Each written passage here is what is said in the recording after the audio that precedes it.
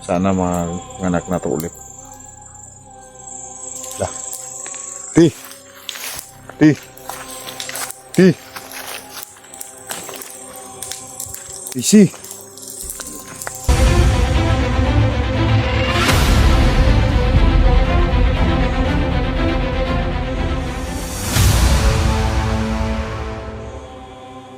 Para malagay dito kung ano, kasi naawa rin ako sa aking nanay mga kaidol. Ang plano ko na lang sana yung solar ko na nabili mga kaidol ay ibigay ko lang sa mga matatanda mga kaidol, no? At ako ay bibili na lang ng bagong ilaw dito mga kaidol. Dito ko ilagay sa bandang likuran, kasi pag tuwing mag-brown out mga kaidol, ayan yung sinanay at tatay wala silang magamit, wala silang ilaw ba. So kawawa yung mga matatanda mga kaidol, no? Di bali nang ako magsakripisyo dito mga kaidol, na kung mahirapan man ako kung walang ilaw, basta yung nanay at tatay ko mas safety sila. So ibibigay ko yung solar sa kanila mga kaidol, no? So yun lang yung masusurpresa ko sa aking nanay at tatay mga kaidol. Di bali ng ano mga kaidol, hanap lang ako ng ibang paraan para malagyan tong ilaw tong likod mga kaidol.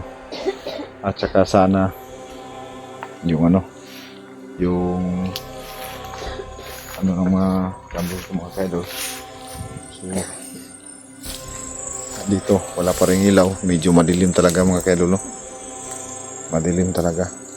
Ayan, nakapagpahingi naman sila ng husto. So ayan, umilaw ng masyado mga kaidol. Yan. Yan talaga yung talagang ano daw yung pagsumpa ng aswang mga kaidol, no? Ayan,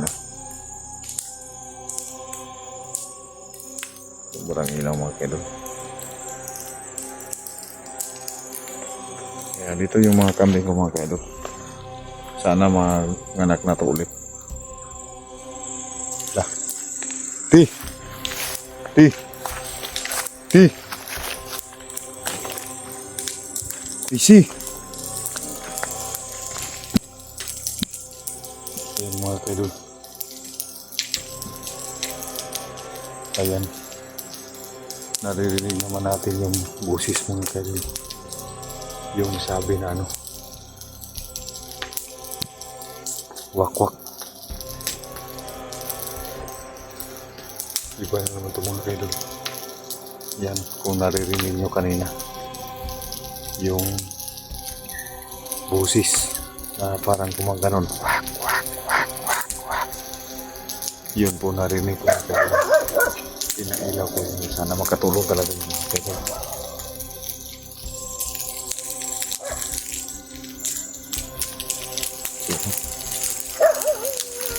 Palapit tayo dito sa ilaw mga kaidol, no? Para mas so yun ang sinasabi ko sa inyo mga kaidol, no? Parang nagpapalamig lang po muna sila mga kaidol, no? Ang inakalat ko kasi mga kaidol, nakalagay na ko ng asin at saka bawang dito sa paligid, kaya hindi na sila bumabalik. Pero ayan, kanina mga kaidol, may narinig tayong busis mga kaidol, no? Wak wak. Kaya kailangan ko talaga magbantay dito mga kaidol.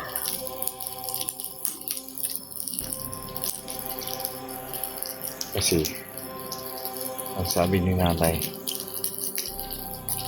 kahit anong anyo mga kaidol, nakukuha nila magpalit. Kaya pwede sila sa kahit anong hayop na maanuhan nila.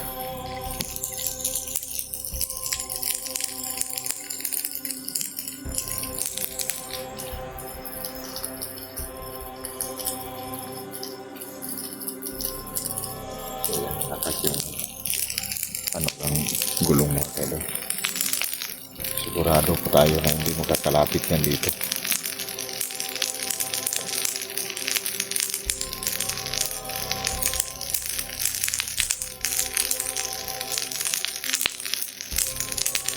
Ayan. Maamoy talaga nila yan.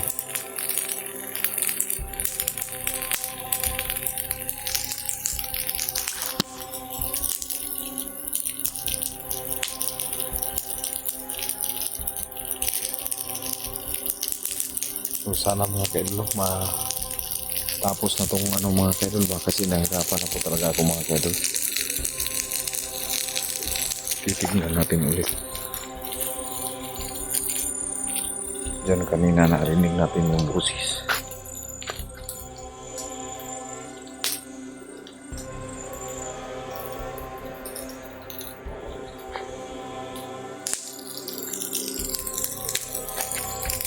Ayan.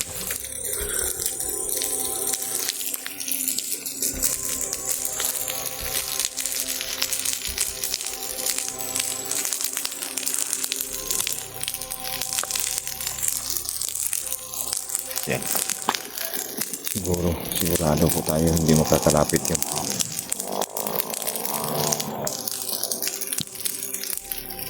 Kailangan po nating magbantay dito talaga.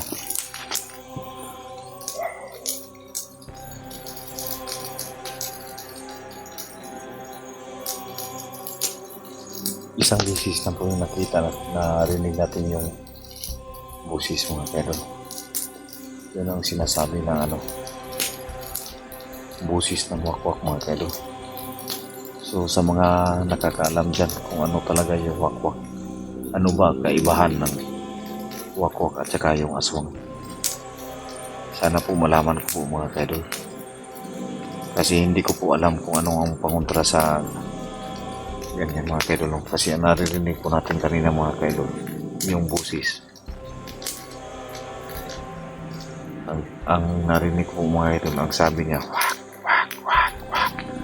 So parang nakakakilabot pakinggan yung busis na parang ano mga kaidol. So, magtiwala na lang po tayo mga kaidol, at saka maging handa po tayo. May nakahanda naman po tayong panglaban sa kanila mga kaidol. Sigurado po ako hindi sila makakalapit dito sa bahay, kaya hindi ko po muna palalabasin yung mga bata. At saka yung gulong ng motor mga kaidol, mabaho yan para sa kanila.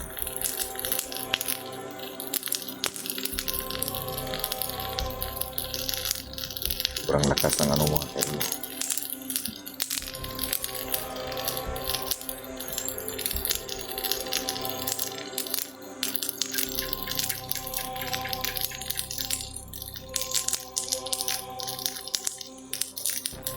So ano kaya ang kaibahan ng wakwak at saka yung aswang mga kaidol?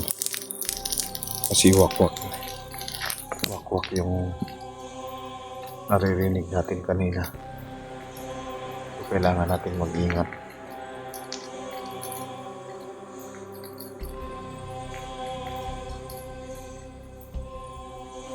Ayun. Sana makakatulong yung apoy.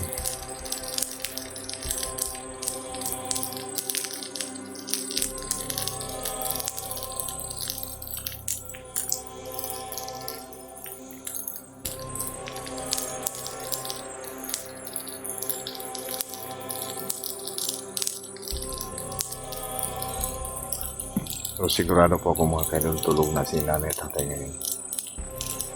So kailangan ko talagang magbantay mga kaidol, kasi wala dito si Efraim. Hindi pumunta si Efraim sa bahay na nanay at tatay. Kailangan kong magbantay talaga dito. So ayan mga kaidol. So yung mga ibang kapitbahay dito mga kaidol, nagsasayahan sila mga kaidol. So ako dito, kailangan ko talaga maganda.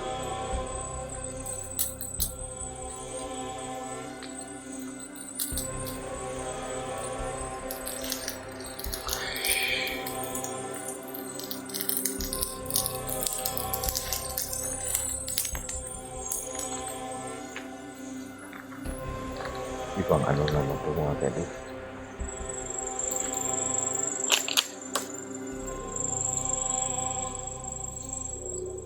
Wala nang tao sa nanay.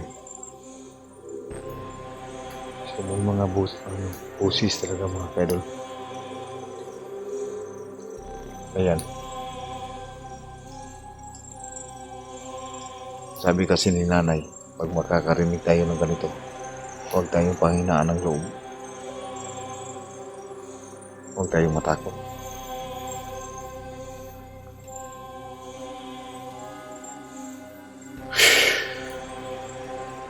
Tignan natin dito sa bandang likuran.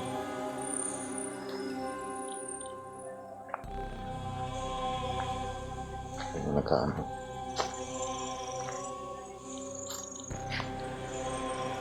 Madilim talaga.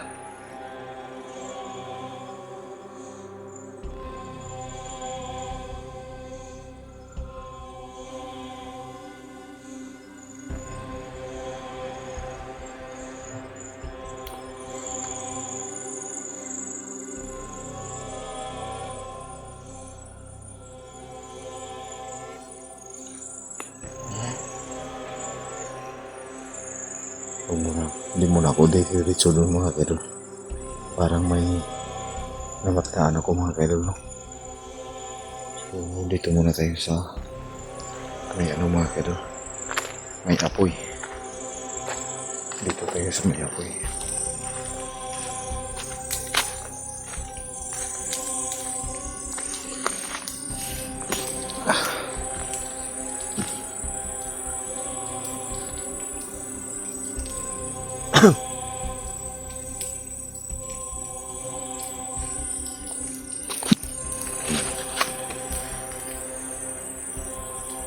Kailangan natin yan, anahin.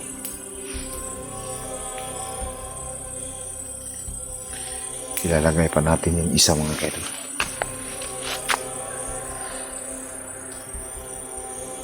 Yan po ang paglaban natin.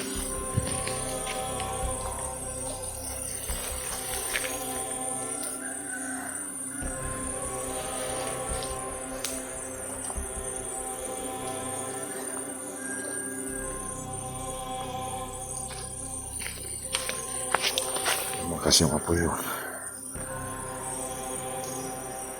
Ayan. Magmasid na po muna ako dito mga kaidol. Kailangan ko talaga magbantay.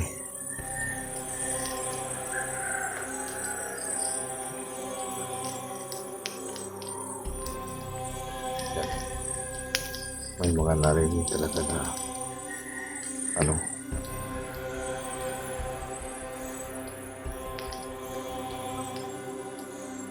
wak daw. Yan, may nakakarinig tayo, wak. Ganon yung busis mga kaidol na naririnig ko. Parang paikot-ikot dito sa bahay mga kaidol.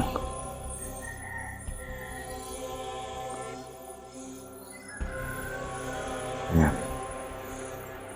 Ganon yung naririnig ko.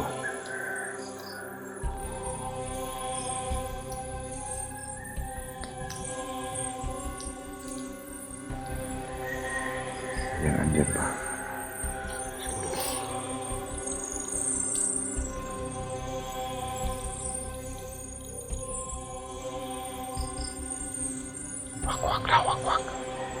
Wak mga kaidol.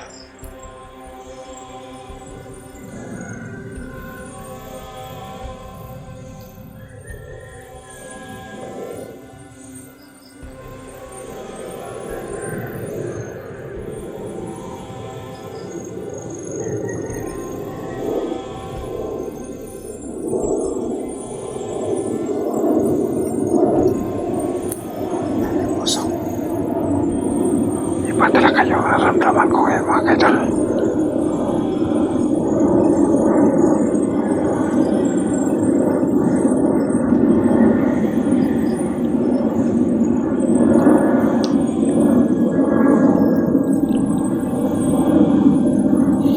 Balikan ko yung kantay mga kaidol sa panalikuran.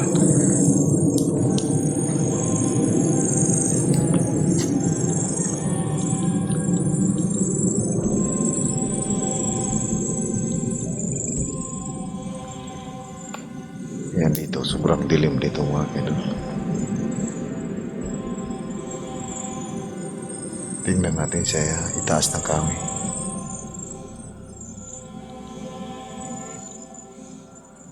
Baka andyan na naman sa bubong.